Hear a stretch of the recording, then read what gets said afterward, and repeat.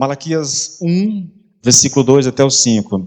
Eu vos tenho amado, diz o Senhor, mas vós dizeis, em que nos tem amados? Em que nos tens amado? Não foi Esaú, irmão de Jacó? Disse o Senhor. Todavia, amei a Jacó, porém aborreci a Esaú, e fiz dos seus montes uma assolação, e dei a sua herança aos chacais do deserto. Se Edom diz, fomos destruídos, porém tornaremos a edificar as ruínas, então diz o Senhor dos Exércitos, eles edificarão, mas eu destruirei. E Edom será chamado terra de perversidade e povo contra quem o Senhor está irado para sempre. Os vossos olhos o verão, e vós direis, grande é o Senhor também fora dos limites de Israel. Vamos orar mais uma vez, queridos, tá bom?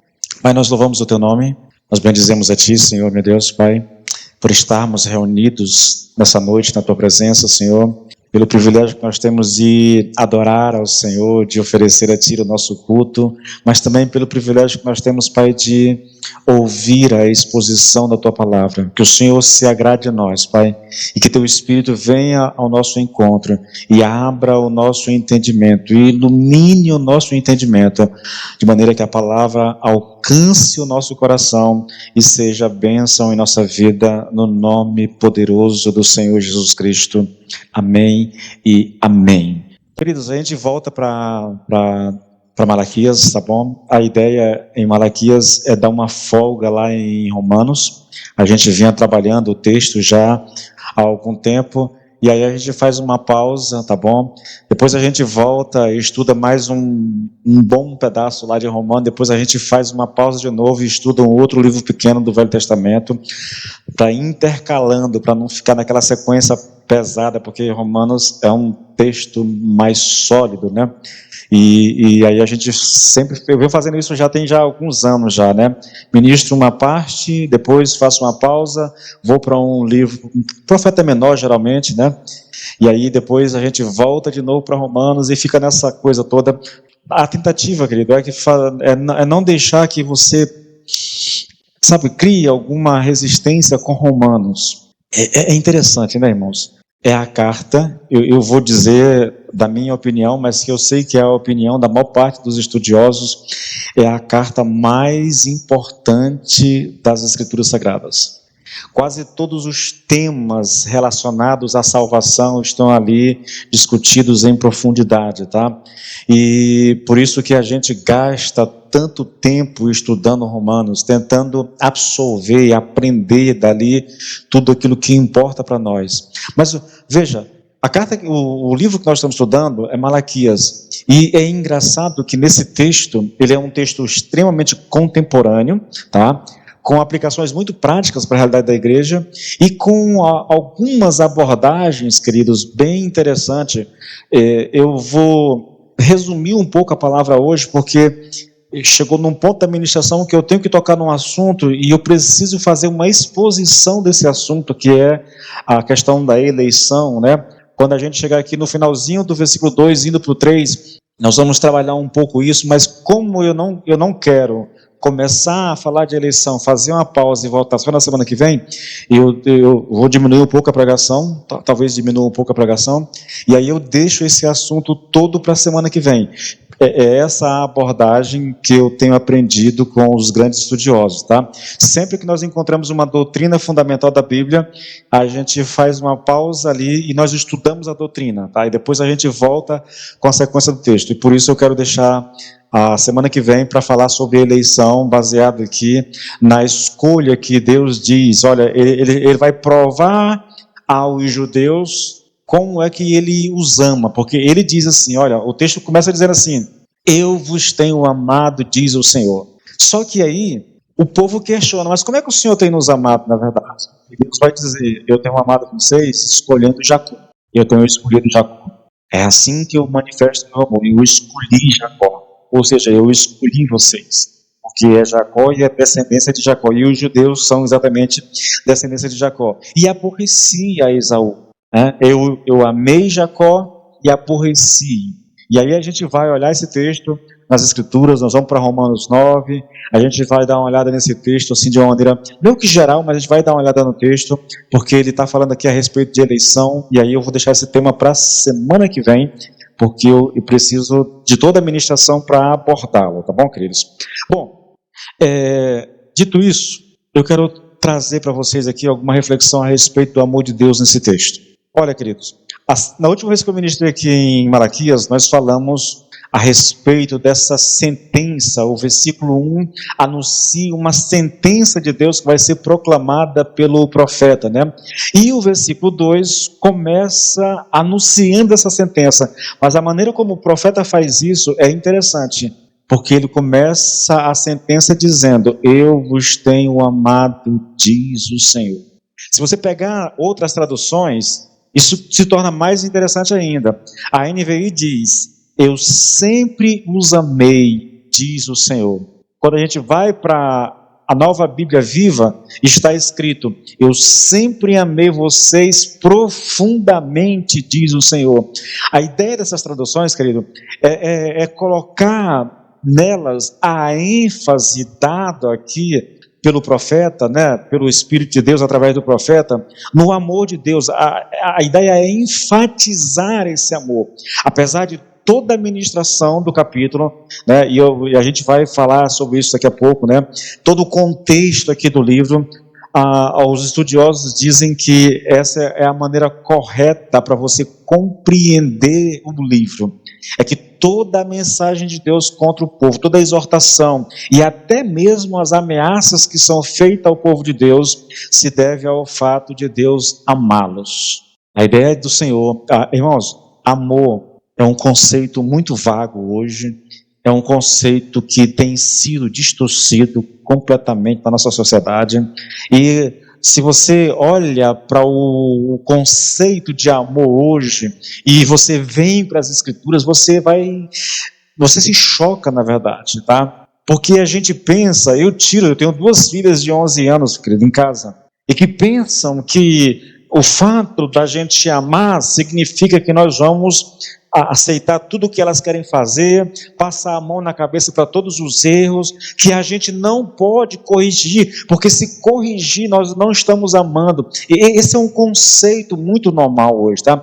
Quando as pessoas pensam no amor de Deus, elas estão pensando num ser que não pode nos repreender, num ser que não pode nos corrigir, que não pode trazer uma palavra mais dura, porque se ele fizer isso, ele não está amando.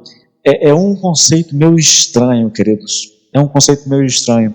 O amor de Deus por nós, pelo seu povo, visa nos corrigir, querido. Nos corrigir. O amor é aquilo que nos faz, quando a gente olha para um filho, para quem a gente ama, num caminho errado, nos faz ir até ele e trazê-lo de volta, ainda que às vezes seja necessário até mesmo machucá-lo para trazê-lo ao caminho. Isso é amor, irmãos. Não é só olhar a criança num caminho ruim, sabendo que aquilo vai causar desgraça na vida dela, mas porque eu amo, eu não posso contrariar o meu filho, porque eu amo, eu não posso bater no meu filho. Isso não é amor, irmãos, não é um amor bíblico. O amor bíblico é um amor que corrige, é um amor que disciplina, e nós vamos tratar disso aqui um pouco, tá? O livro de Malaquias retrata um povo indiferente ao seu Deus, indiferente ao amor de Deus, indiferente às leis de Deus, ao culto, tá?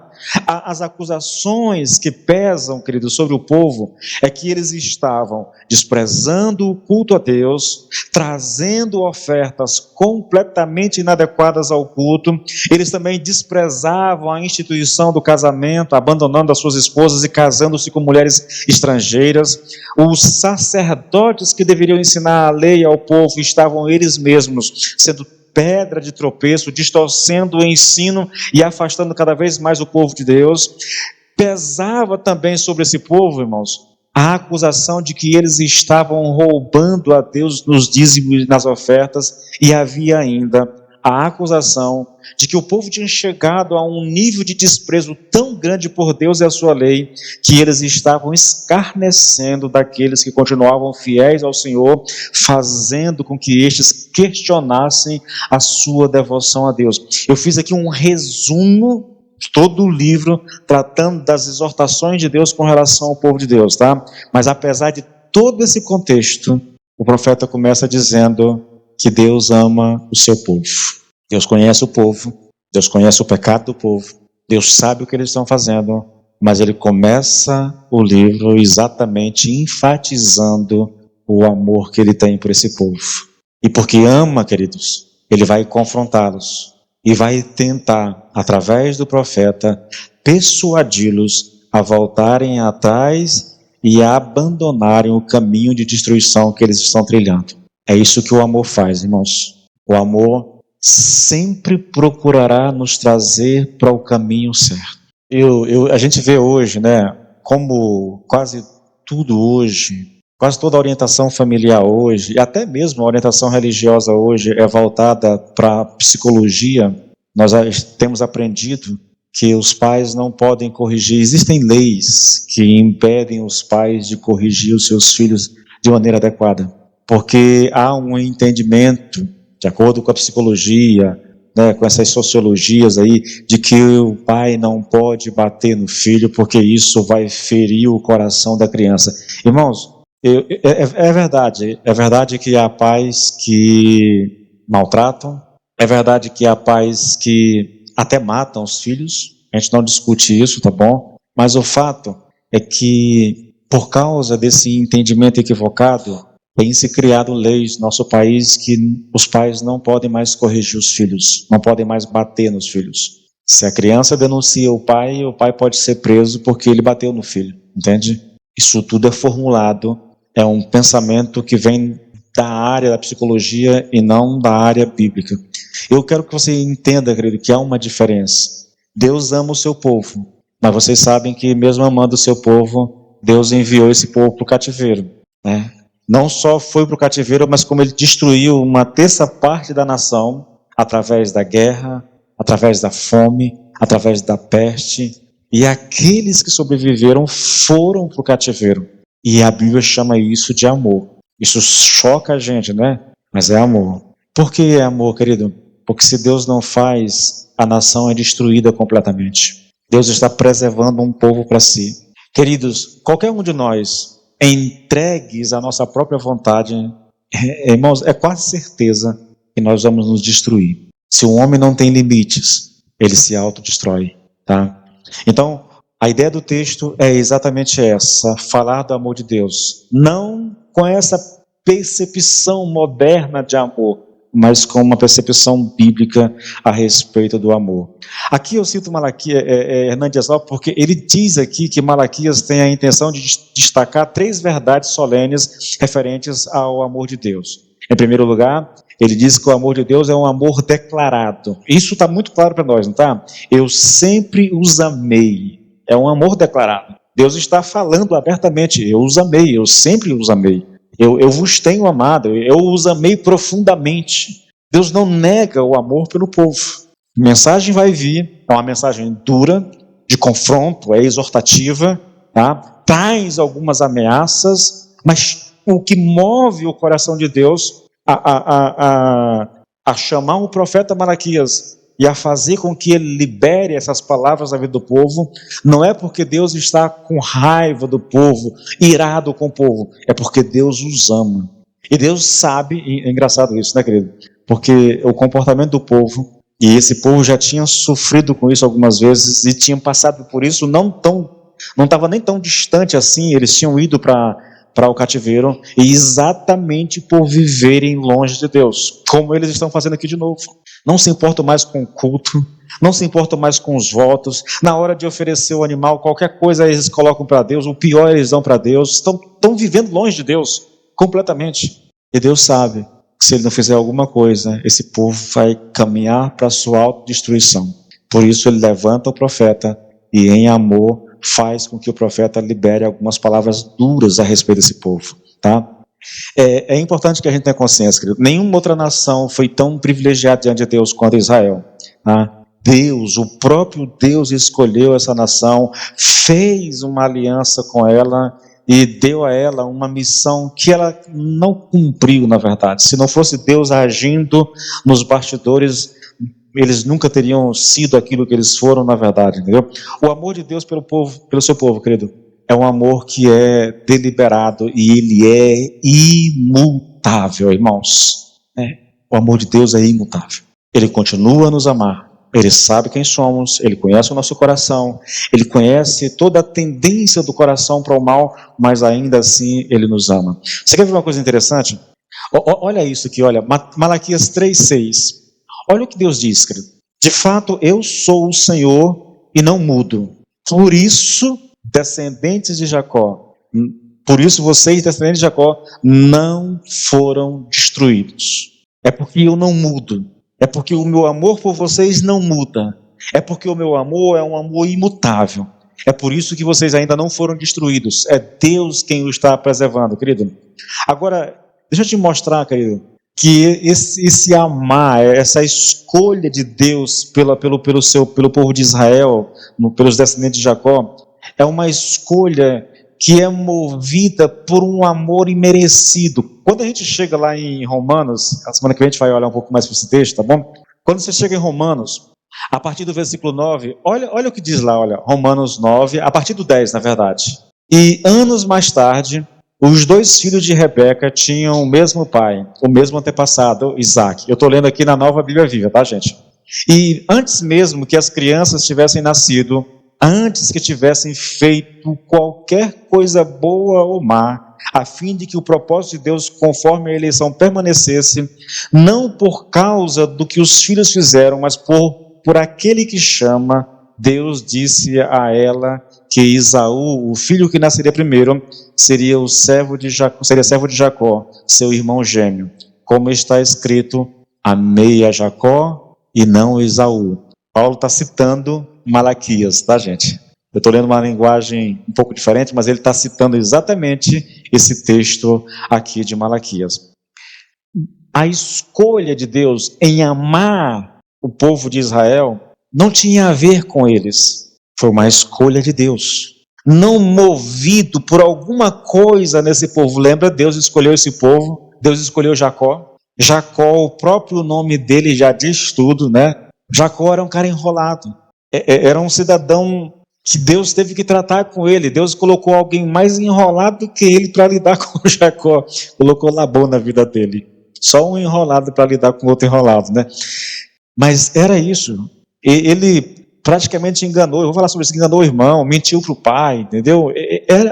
Ele era um cidadão assim. Quando Deus escolhe antes de nascer, antes de fazer alguma coisa, Ele está dizendo, olha, a escolha não tem a ver com as pessoas, a escolha tem a ver com Deus. E a mesma coisa, irmãos, a mesma realidade acontece conosco. Deus não nos ama por causa das virtudes que nós temos, tá? A causa do amor de Deus não está em nós, está nele mesmo. Ele me escolheu. Por quê? Bom, porque ele quis me escolher, não tem a ver comigo. Não tem a ver com você. Deus nos conhece, querido. Deus conhece o nosso coração. Sabe o que se passa.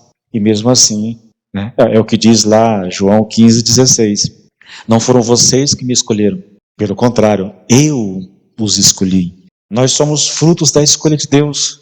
Irmãos, esse é um tema eu acho ele assim tão extraordinário, querido, que entendê-lo, eu acho que muda a nossa perspectiva de vida. Mas essa escolha de Deus, essa eleição, eu vou deixar para tratar semana que vem, tá bom? Hoje não. Em segundo lugar, ainda estou citando Hernán Dias Lopes falando a respeito do amor de Deus. Em segundo lugar, o amor de Deus para o seu povo é também um amor paciente. É um amor declarado, mas também é um amor paciente. Deus amou Jacó, mas Jacó foi um enganador. Ele enganou o irmão, ele mentiu para o pai, tá? A vida de Jacó, até ele ser transformado por Deus, querido, quando você olha, não havia motivo para Deus escolhê-lo. Quando a gente olha para a história dos descendentes de Jacó, o povo de Israel, nós vamos olhar, queridos, que não havia motivo nenhum para Deus escolher esse povo, porque muitas vezes, querido, muitas vezes, eles se voltaram contra Deus e provocaram Deus a ira. Mas a verdade é que Deus nunca desamparou o seu povo. Deus tratou o povo como um pai trata o seu filho. E essas coisas, queridos, é boa de se olhar. Pensem em Israel, irmãos. Pensem no povo de Israel. Quando você olhar o Novo Testamento, quando você estiver lendo o Novo Testamento, olhando a história, principalmente ali depois da saída do Egito, que começa a nação como um todo, né? Eles vão em direção à Terra Prometida, a murmuração e tudo o que eles fizeram na Terra Prometida, o abandono de Deus e tudo, mas em todo o tempo, Deus foi paciente com eles. Sempre levantou alguém para despertar o povo, alguém para chamar o povo ao caminho certo, ao caminho de volta, entendeu? Agora, nós só precisamos entender uma coisa, irmãos. Nós não podemos confundir a paciência de Deus com a permissão para pecar, tá? Porque mesmo Deus sendo paciente, quando não há arrependimento, querido, Deus disciplina.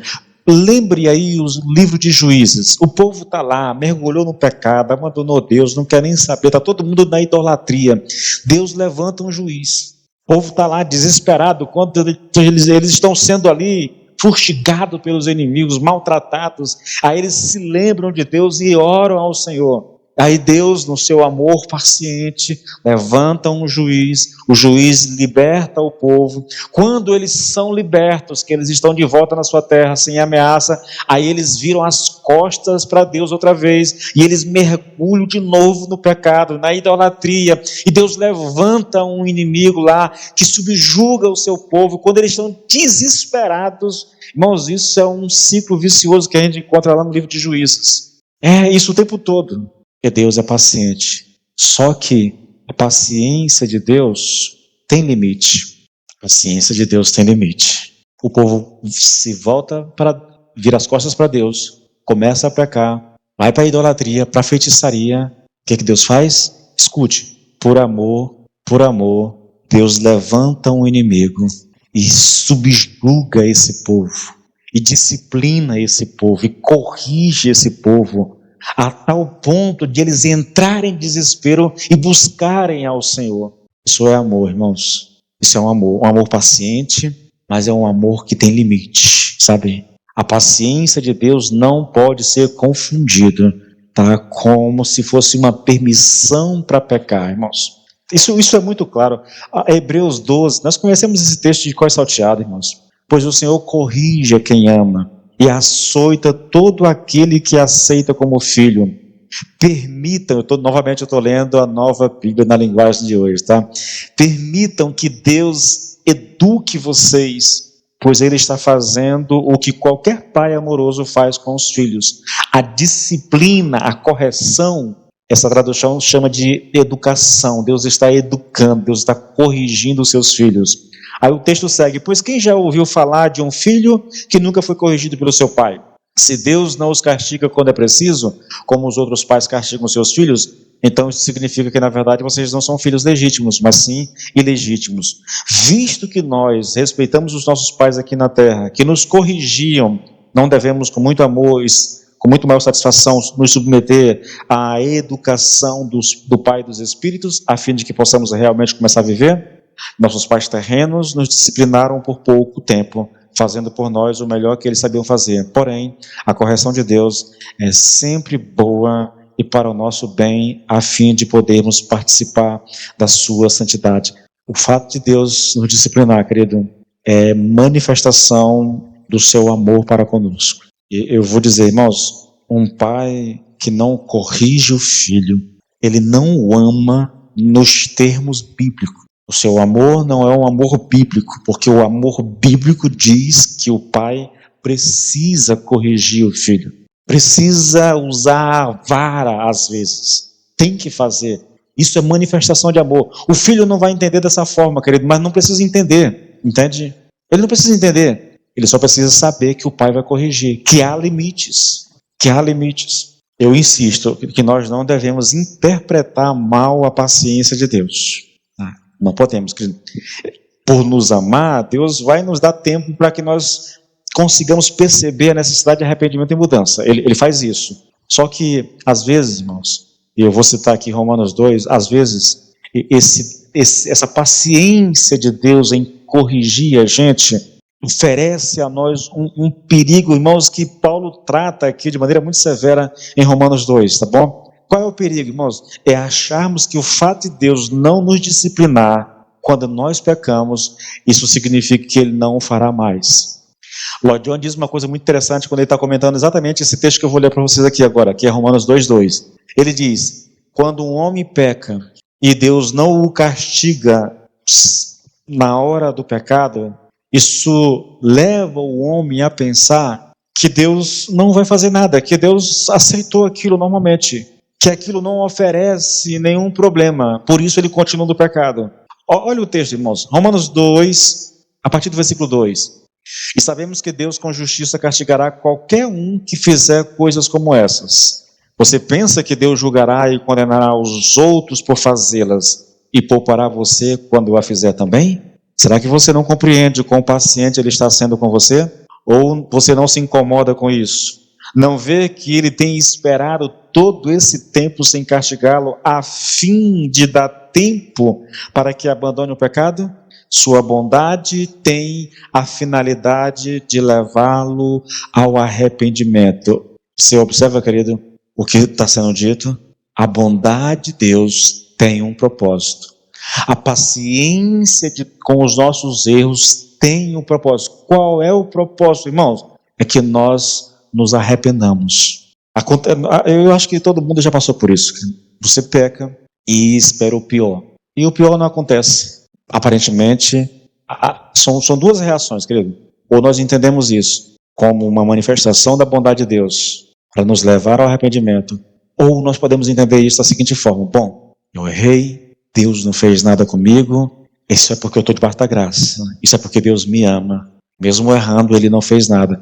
Irmãos, isso é um negócio perigoso, querido, sabe, é algo que a gente deveria ter muito cuidado, porque esse é um pensamento maligno e que às vezes assalta o nosso coração e nós nos deixamos enredar por esse tipo de pensamento e aí nós continuamos no pecado. Mas a bondade de Deus, querido, em não castigar na hora que nós merecemos ser castigados, se dá exatamente por causa do propósito de Deus, que é fazer com que eu me arrependa, sem que Ele precise me castigar pelo meu erro. Observe o coração de Deus em relação a isso.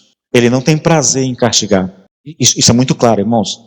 Assim como um pai, irmãos, é sério, às vezes eu digo para minhas filhas, eu faria qualquer coisa para não ter que bater em vocês, porque eu não quero bater, entendeu? A intenção não é bater, a intenção não é machucar, a intenção não, mas às vezes, querido, a única saída é bater.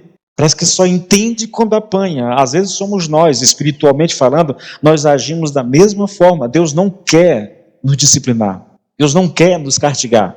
Então Ele dá tempo a nós para que a gente chegue à conclusão, a gente perceba o pecado, se arrependa, volte atrás, né? Para que Ele não faça.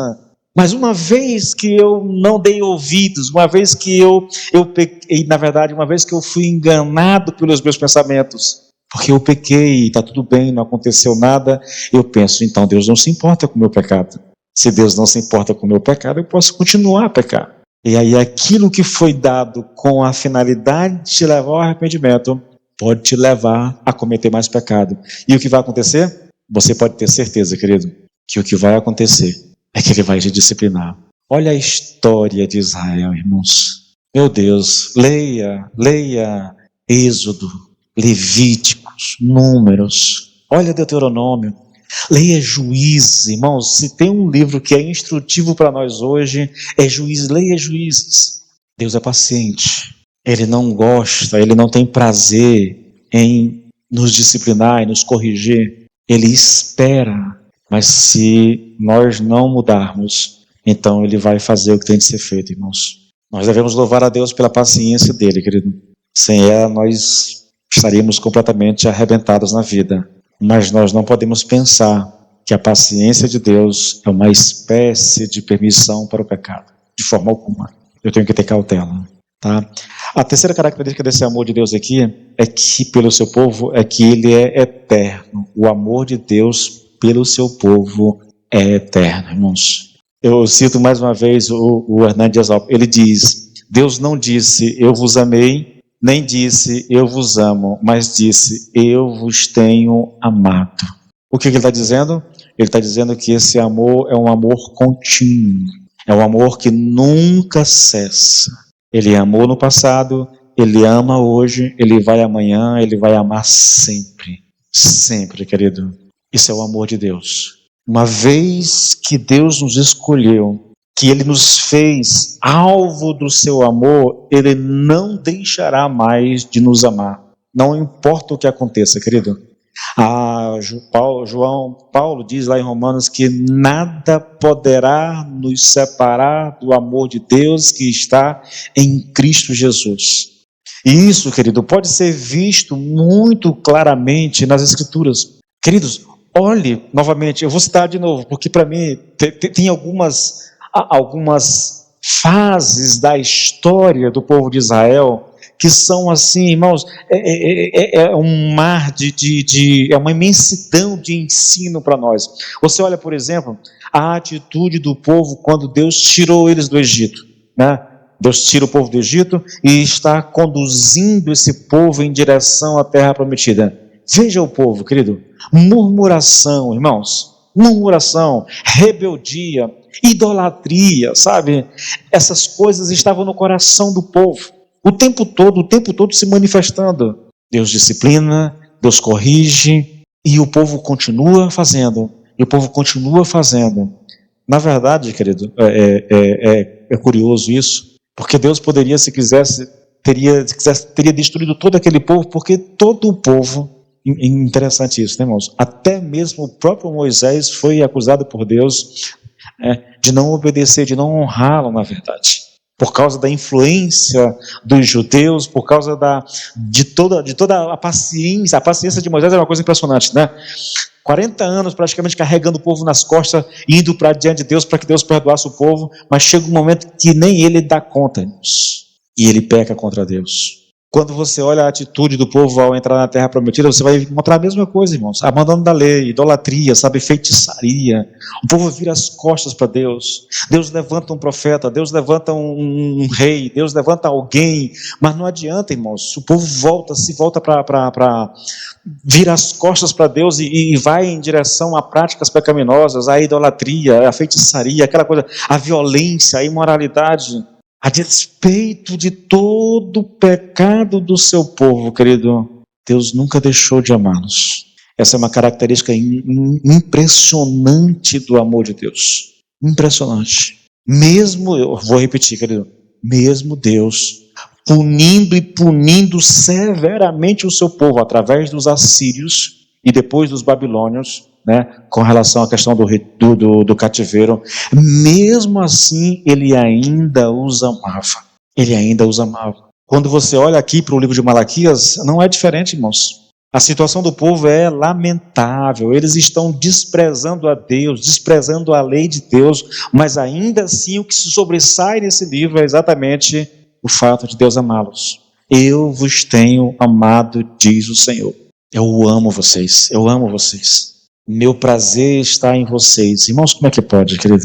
É por isso que às vezes a gente não consegue entender esse amor de Deus. É por isso que muitas vezes nós somos levados por um amor mais psicológico, sabe? Um conceito mais psicológico do amor, mais sociológico. E nós esquecemos o conceito bíblico. E nós nos deixamos levar, porque, queridos, o fato de Deus amar o seu povo, o fato de Deus não retirar o seu amor do povo, a despeito dos pecados, se dá porque Ele quer o melhor para esse povo. Se dá porque Ele fez uma escolha. Não tem, é lógico, que você vai encontrar nos profetas, você vai encontrar Deus manifestando sentimentos em relação ao seu povo, né? Mas o que move realmente Deus não são exatamente os sentimentos que Ele tem pelo povo, Porque o amor bíblico, esse amor que o Novo Testamento chama de agapau, tá? Dependendo da tradução, esse amor é um amor que se manifesta em atitude. É um amor que se manifesta no tratar bem aqueles a quem nós amamos, né? De fazer o que tem de ser feito para preservar a vida dessas pessoas. E nós encontramos esse mesmo amor manifesto aqui em Malaquias. Deus vai lidar com esse povo e vai lidar de maneira dura com ele, mas ele faz questão de deixar com que o povo saiba. Irmãos, o texto começa, deixa eu pegar aqui rapidinho, porque é muito interessante. Ele anuncia a palavra, só um minuto, Malaquias 1, né? Eu vou pegar aqui e vou abrir, porque isso. Ele anuncia a sentença, peso do Senhor, né? Ou sentença do Senhor. Mas logo depois de anunciar, irmãos, o que vem a nós é exatamente a manifestação desse amor. Eu vou mudar essa linguagem aqui só para trazer uma linguagem mais antiquada. Peso da palavra do Senhor contra Israel pelo ministério de Malaquias, ou sentença do Senhor. Como é que ele começa isso, irmãos? Ele começa dizendo, eu vos amei, diz o Senhor. Isso deve governar toda a nossa leitura do livro. Tudo que vai vir depois vem como fruto desse amor de Deus por esse povo. Leia mais uma vez, eu vos tenho amado, diz o Senhor, mas vós dizeis, em que nos tem amado? Aqui, queridos, nós percebemos a profundidade do estado do coração desse povo. A despeito de toda a manifestação do amor de Deus por eles ao longo da história, eles ainda questionam a legitimidade desse amor. Olha, uma tradução diferente. A Nova Bíblia Viva. Eu sempre amei vocês profundamente, diz o Senhor. Agora veja, mas vocês me perguntam, de que maneira o Senhor nos amou? Você percebe? Deus está dizendo que ama e o povo está questionando a legitimidade desse amor. A despeito de toda a história desse povo com Deus, eles ainda questionam. Mesmo que a gente leve em consideração que o livro de Malaquias foi escrito algum tempo depois de Neemias, é fato, querido, comprovado, que esse povo aqui, a quem Malaquias está escrevendo, conhecia a história do retorno, do cativeiro, e também conhecia as grandes coisas feitas, né, descritas no livro de Esdras e de Neemias. Provavelmente existe aqui ainda algumas pessoas que são da época de Neemias, entende?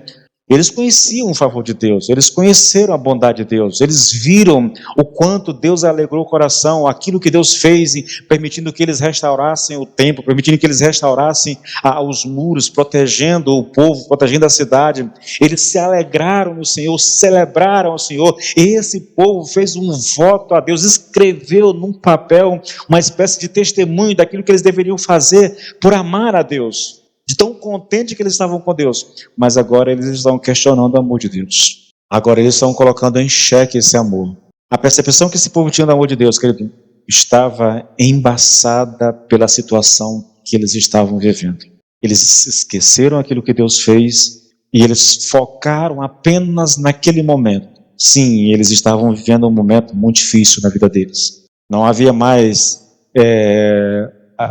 Neemias não estava mais entre eles, Esdras não estava mais entre eles. O povo se afastou do Senhor. Por algum tempo esse povo ficou sem profeta, não tem mais Ageu, não tem mais Zacarias, não há ninguém. O povo está afastado, o culto virou uma bagunça. Não há respeito por Deus, não há respeito pelo templo, não há respeito pelo culto, não há respeito pela lei. Há dificuldade. As pessoas estão dizendo que é muito melhor você ser um ímpio do que servir a Deus, porque os ímpios estão vivendo bem, enquanto aqueles que servem a Deus estão vivendo mal. O negócio está complicado ali, irmãos. Eles estão sendo governados por aquela situação específica e esquecendo todo o passado deles, toda a história do amor de Deus por eles. Sabe, eu ouso dizer a vocês, querido, que essa é uma situação que se repete conosco hoje. Eu não sei se você se dá conta disso, irmãos. Na nossa caminhada, todos nós aqui já experimentamos o favor de Deus. Alguns de maneira mais abrangente, mais poderosa, outros nem tanto, mas todo mundo já experimentou de certa forma essa manifestação do amor de Deus na nossa vida, do favor de Deus, fazendo alguma coisa grandiosa, abrindo uma porta, fazendo... Eu só me lembro de mim, irmãos, das minhas experiências com o Senhor. Gente, se tem uma coisa que eu nunca vou esquecer na minha vida, foi depois que nós chegamos aqui no Buriti, nós chegamos aqui em maio, mais ou menos, foi maio, não foi?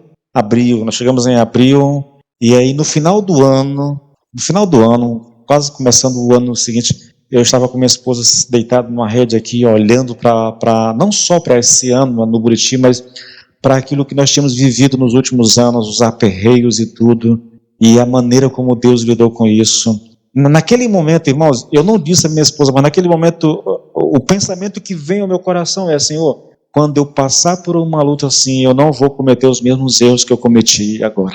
Porque agora eu sei o quanto o Senhor é bom, eu sei o quanto o Senhor me ama e eu sei que o Senhor está no controle.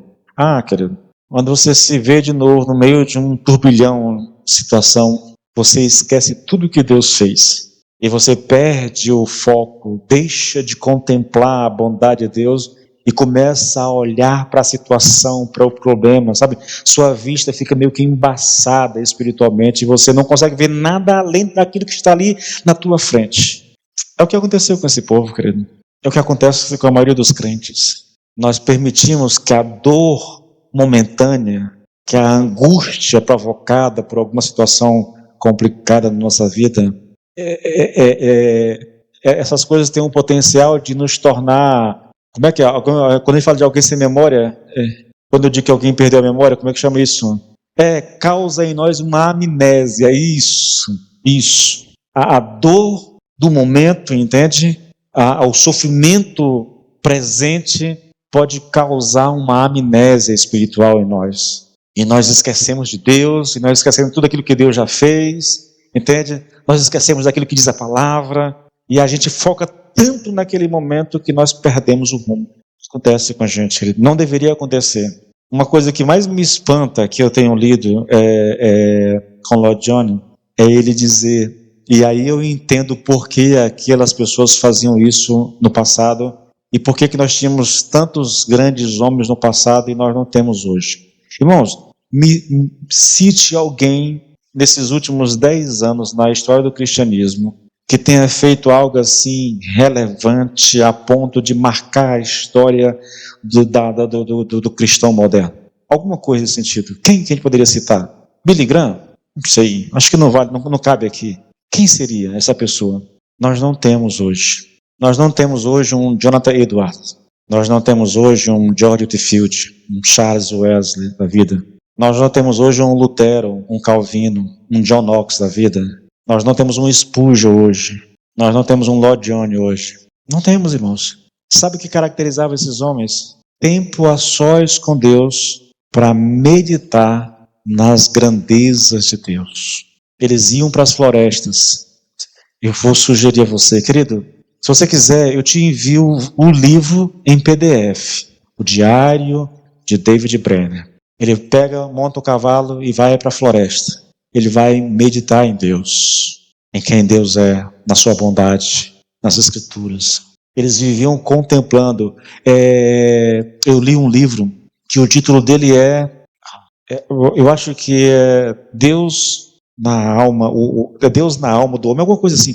O autor escreve, ele escreve a respeito de vida devocional. E ele diz que a nossa vida com Deus, ele diz que quando você for tirar um tempo com Deus, é lógico, ele está escrevendo há muitos anos atrás, você deveria ir para um canto, a sós com Deus, e não permitir, isso, coisa que é quase impossível hoje, e não permitir nenhum tipo de interferência no seu momento a sós com Deus. Nada, absolutamente nada.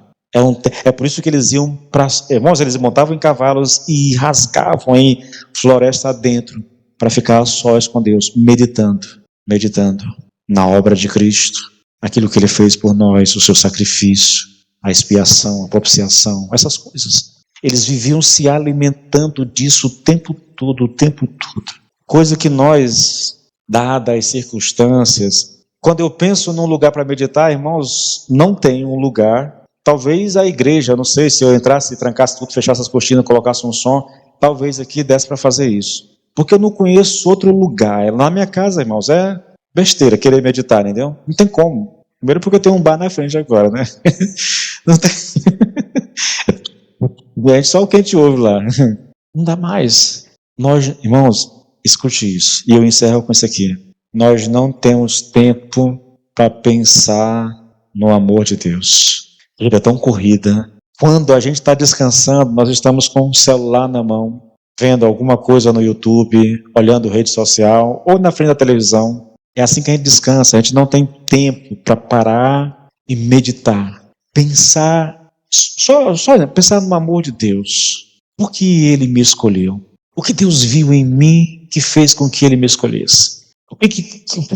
E olha que a Bíblia, quando fala dessa escolha, ela está falando de um tempo muito antigo, de muito para trás. Antes da fundação do mundo, Deus nos escolheu em Cristo, né?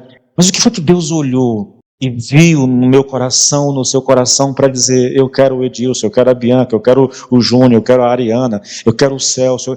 O que Ele viu? Eu tenho certeza, querido, que Ele não viu nada de bom no nosso coração.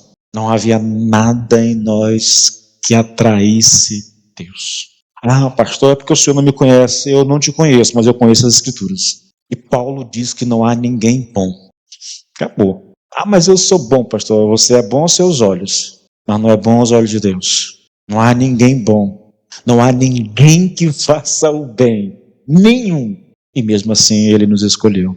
Irmãos, eu li esses dias, querido, a descrição do que é a igreja, de como Deus vê a igreja. A vontade que tem é parar tudo que eu estou fazendo e pregar aquele negócio até cansar os ouvidos de vocês, irmãos. Se nós tivéssemos a visão da igreja que Deus tem, eu te garanto que a nossa vida seria outra, irmãos. É que a gente não para mais para meditar nessas coisas. Nós somos sobrecarregados, queridos, de informação diariamente. Nossa mente é um turbilhão de informação.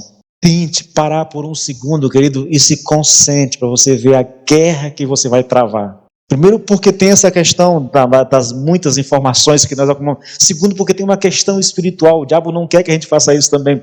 Então você tem dois fatores trabalhando contra ti o tempo todo. E a gente não consegue parar para meditar, parar para pensar, parar para considerar a palavra de Deus, sabe? De ler um texto e de ruminar esse texto e de começar a questionar, fazer perguntas e tentar achar respostas. Isso, irmãos, tá tão raro hoje, querido.